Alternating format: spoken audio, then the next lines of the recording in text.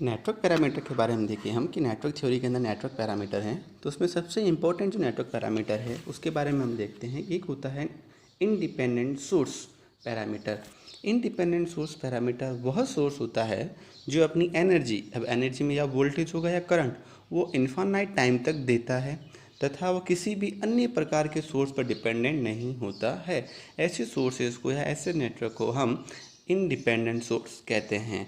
In the that means कि अगर कोई जैसे कि वोल्टेज सोर्स है या करंट सोर्स है, उसमें इंटरनली वोल्टेज एम्पलीफिकेशन करने की, एम्पलीफायर एम्पलीफिकेशन के इंटरनल उसकी एम्पलीफिकेशन की कैपेबिलिटी होती है, वो एम्पलीफाई कर सकता है तथा इन्फानाइट टाइम तक, मतलब इन्फानाइट टाइम तक वो वोल्टेज दे सकता है या करंट दे सकता है, या जो उसकी एनर्जी है, जो एनर्जी सोर्स डिवाइस है वो दे सकता है। वो किसी और अन्य सोर्स पर डिपेंड नहीं होता है।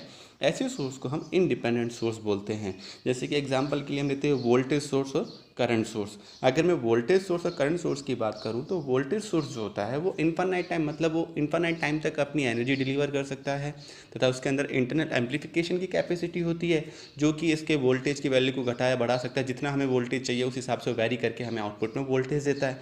तथा ये जो वोल्टेज देता है, ये वोल्टेज देने के साथ इसे अन्य किसी इंटरनल सोर्स या अन्य किसी इंटरनल अदर कोई कंपोनेंट या अदर पावर की आवश्यकता नहीं होती है। वो खुद इतना सोर्स अपने आप में कैपेबल होता है कि वो अपनी एनर्जी को डिलीवर कर सकता है। अगर मैं वोल्टेज सोर्स की बात करूं तो वोल्टेज सोर्स दो टाइप के होते हैं। एक होता है आइडियल वोल्टेज सोर्स, दूसरा होता है प्रैक्टिकल वोल्टेज सोर्स। अगर आइडियल वोल्टेज सोर्स जो होता है तो आइडियल वोल्टेज सोर्स के अंदर उसका जो इंटरनल रजिस्टेंस होता है वो नहीं होता है। इन दैट मीन्स कि इंटरनल कंजप्शन जो पावर होती है, उसकी जो पावर डेसिपेशन होता है वो बिल्कुल ज़ीरो होता है। मतलब किसी भी तरह की अपनी खुद की कोई एनर्जी को डेसिपेट नहीं करता है। कंप्लीटली जो सोर्स है बिना किसी एरर या बिना किसी डेसिपेशन के कंप्लीटली वोल्टेज आगे आउटपुट एंड पे देता है, या जिसके अंदर इंटरनल रेजिस्टेंस नहीं होता, जिसकी वजह से पावर डेसिपेशन नहीं होता, अपना मैक्सिमम आउटपुट, वो जो आप सोर्स है वो मैक्सिमम आउटपुट अपने आउटपुट एंड पे देता है। ऐसे वोल्टेज सोर्स को आइडियल वोल्टेज सोर्स बोलते हैं।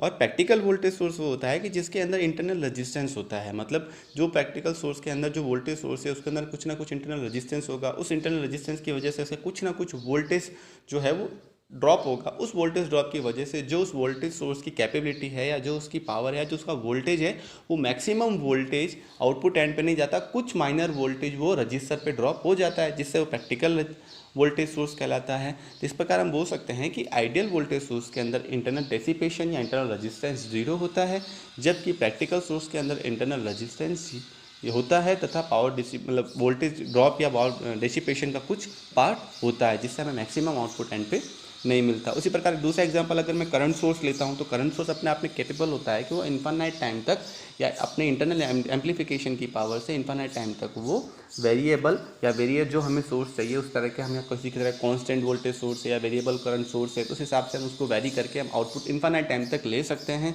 तो ये भी दो प्रकार के होते हैं, एक होता है आइडियल करंट सोर्स, दूसरा होता है प्रैक्टिकल करंट सोर्स। तो सेम देयर कि आइडियल करंट सोर्स के अंदर इंटरनल रेजिस्टेंस नहीं होता है, उसका कोई करंट ड्रॉप नहीं होता है, सीधा मैक्सिममली आउटपुट हमें देता है। उसी प्रकार उस आइडियल करंट सोर्स बोलते हैं। प्रैक्टिकल करंट सोर्स के अंदर उसके अंदर इंटरनल रेजिस्टेंस होता है। इंटरनल रेजिस्टेंस होता है तो कुछ ना कुछ करंट को वो अपोज करता है रजिस्टर, तो जितना वो अपोज कर सकता है उतना कर लेता है, बाकी मैक्सिममली जो करंट है वो आउटपुट एंड पे डिलीवर करता है। ऐसे सोर्स को हम प्रैक्टिकल करंट सोर्स बोलते हैं।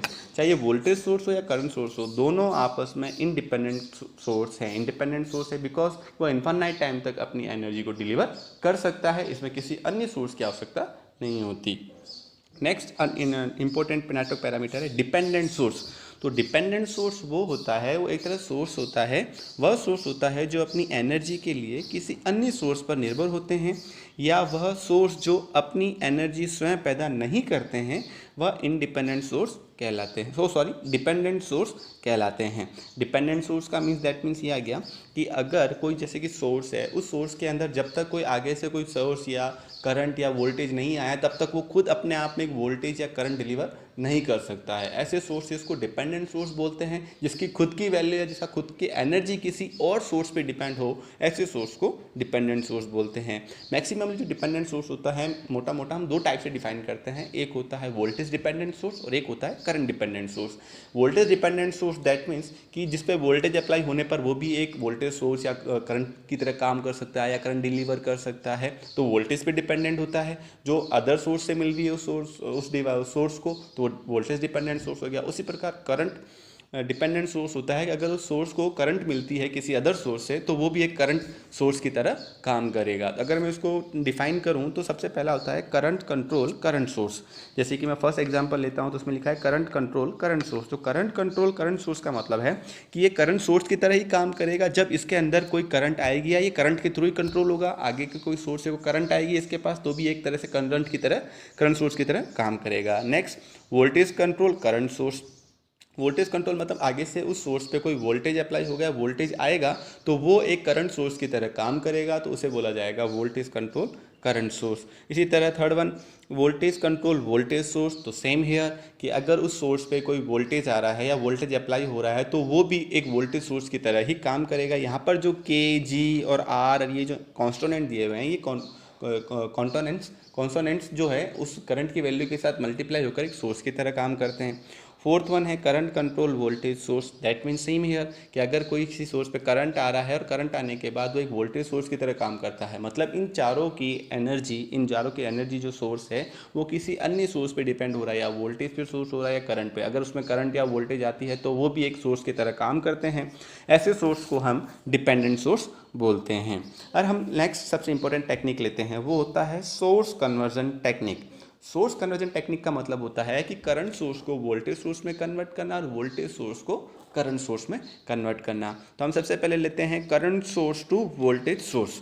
तो current source to voltage source लेते हैं तो अगर किसी करंट सोर्स के रेस्पेक्ट में पैरेलल में अगर रजिस्टर लग रहा है और हम उसे वोल्टेज सोर्स में कन्वर्ट करना चाहते हैं तो ओम्स लॉ के through V is equal to I into R होता है। तो मतलब किसी भी वोल्टेज की वैल्यू I इंटू आर होता है, उसमें जो करंट है और रजिस्टर है उसकी वैल्यू को हम वोल्टेज डिफाइन कर सकते हैं। जब इसको मैं करंट सोर्स को वोल्टेज सोर्स में कन्वर्ट करता हूँ तो ये I और RX आपस में मल्टीप्लाई होकर वोल्टेज बन जाएगा ओम्स लॉ के थ्रू, और यहाँ पर जो RX की वैल्यू है वो एक उस वोल्टेज सोर्स के सीरीज में लग जाएगा। तो इस प्रकार हम एक करंट सोर्स को वोल्टेज सोर्स में कन्वर्ट कर सकते हैं।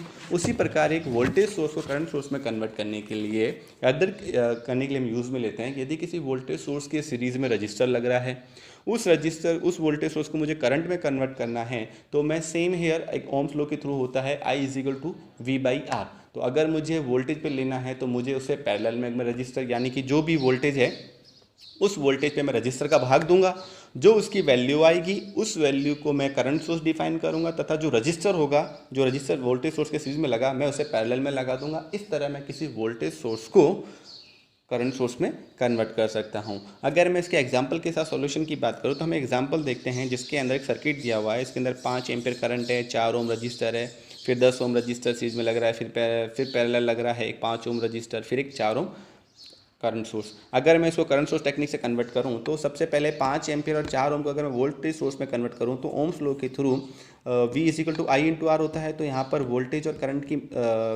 करंट और रजिस्टर का मल्टीप्लिकेशन होगा तो वोल्टेज सोर्स बनेगा, वो हो जाएगा 20 वोल्ट, और यहाँ पर जो 4 ओम रजिस्टर है वो सीरीज में लग जाएगा। उसी प्रकार यहाँ पर 5 ओम और 4 ओम रजिस्टर और करंट सोर्स की बात करूँ तो सेम है यार, वो भी ऐसा ही होगा कि यहाँ पर ये करंट सोर्स और रजिस्टर आपस में मल्टीप्लिकेशन होकर वोल्टेज सोर्स बनाएंगे बाई ओम्स लॉ, और वो जब वोल्टेज बनेगा तो उसी रजिस्टेंस को मैं उसके सीरीज में लगा दूंगा। इस प्रकार में किसी भी नेटवर्क की अगर मुझे ज़रूरत है कि वोल्टेज सोर्स को करंट सोर्स में कन्वर्ट करना है और करंट सोर्स को वोल्टेज सोर्स में कन्वर्ट करना है तो मैं इस टेक्निक द्वारा वोल्टेज सोर्स को करंट और करंट को वोल्टेज सोर्स में चेंज कर सकता हूँ। इसकी इंपॉर्टेंस इसलिए है क्योंकि हम जब किसी नेटवर्क या सर्किट को सॉल्व करते हैं तो हमें उस सर्किट को सिंप्लीफाई करना होता है और इजी मेथड से उससे सॉल्व करना होता है। तब हम इस टेक्निक का यूज़ लेते हैं कि वोल्टेज सोर्स को करंट सोर्स में कन्वर्ट करते हैं और करंट सोर्स को वोल्टेज सोर्स में कन्वर्ट करते हैं। इस तरह हम फर्स्ट यूनिट नेटवर्क पैरामीटर के सभी जो इंपॉर्टेंट नेटवर्क पैरामीटर उनके बारे में पढ़ा। हम नेक्स्ट यूनिट, थैंक यू।